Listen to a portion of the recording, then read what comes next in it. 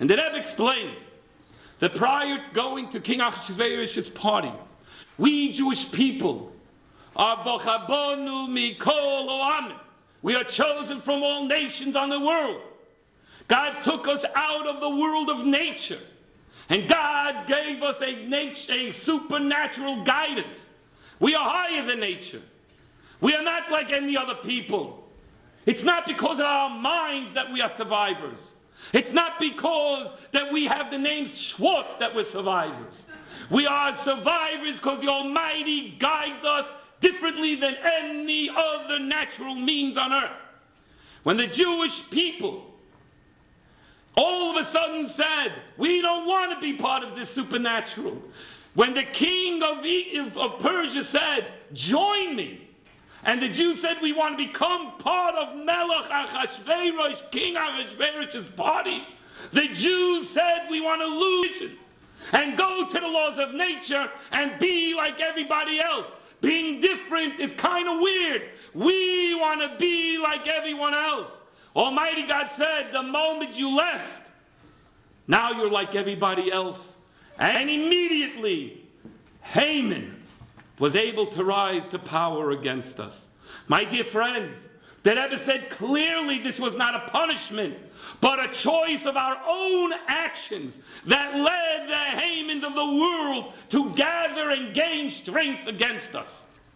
So what did they do, Mordechai and Esther? Sumo alai shloishis yomim. Fast, return to God for 3 days. For 72 hours, as we explained this past Shabbat, at Torah entertainment, that the 72 hours corresponded to the 72 letters of God's name, that they wanted to bring the ultimate godliness into their lives to show redemption. The moment that we returned to the God, then the supernatural started up again, and Haman within 3 days was hung on the gallows, which he died on the second day of Passover. My dear friends, we in this beautiful world have a beautiful guidance from above. But when we start looking at the nations around us and we start asking ourselves, we must cope with them and be happy and do something for them and negotiate with them and go and give some territory away because maybe they'll be happy with us. Almighty God said, you left this supernatural guidance and now you're on your own. But if you stand strong with me, the Almighty says, never will I ever forsake you. Miracles will come your way and you will live forever. 1948, the world did not see a new state come. In 1948, the world finally got it right.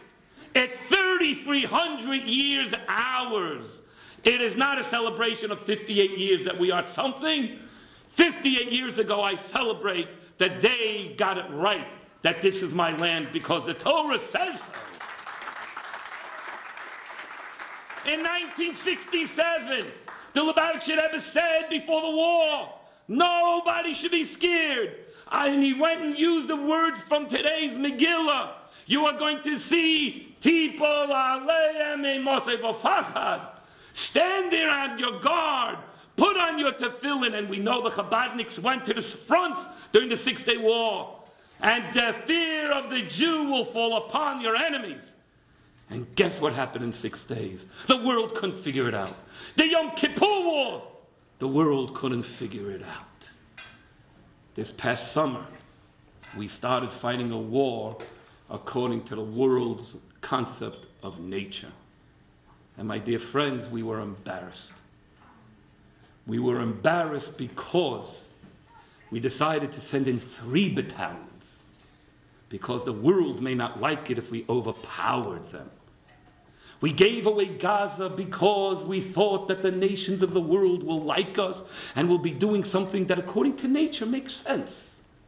And today we have to continue going back in there to take away the guns.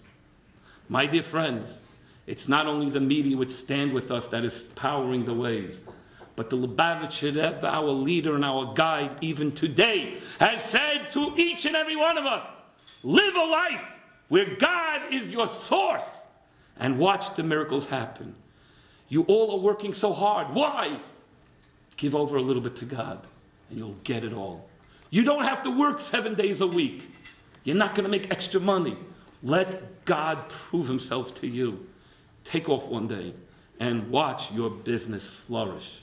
But when you work for 7 days, you're like everybody else. My dear friends, this shul started 22 years ago when I was sitting in the room with Carol and Jerry Weiner. And all of a sudden they said, you know, why don't we do high holiday services? And everybody said to me, it ain't going to work. No one's going to come to you. It's not going to happen. The first day of Rosh Hashanah, we had a whopping 30 people. The second day of Rosh Hashanah, no minyan. I couldn't understand. Jews in my area here don't go to shul on Rosh Hashanah? I couldn't understand. I was a 26-year-old kid. Who understood? But today, high holiday services at the Lux Hotel boast between Rosh Hashanah and Yom Kippur over 1,000 different people showing up. Because I didn't listen to the laws of nature, I said it's going to be with the Almighty strength and help.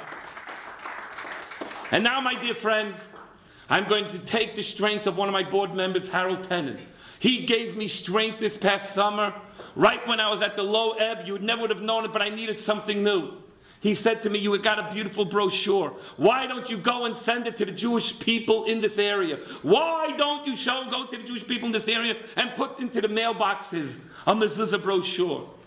So what I did was, I got 1,500 brochures, I bought a mailing list, and I went through every Schwartz and every Einstein that I could find.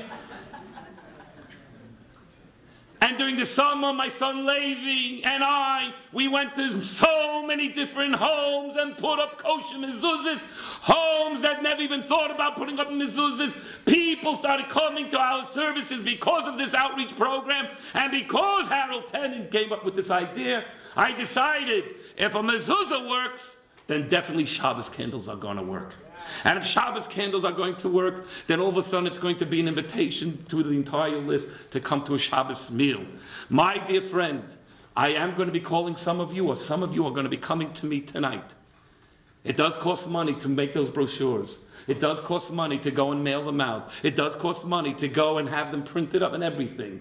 But you guys are going to come to me and say, Rabbi, I want to pay for the next mitzvah campaign. The Jews in Bel Air are not going to hide behind the gates no more. We're going to go into their mailboxes, and they are going to open up and read something yummy about Judaism. And God willing, one by one, they'll go and say, Purim could be all year round with the beautiful Yiddishkeit that God has given me.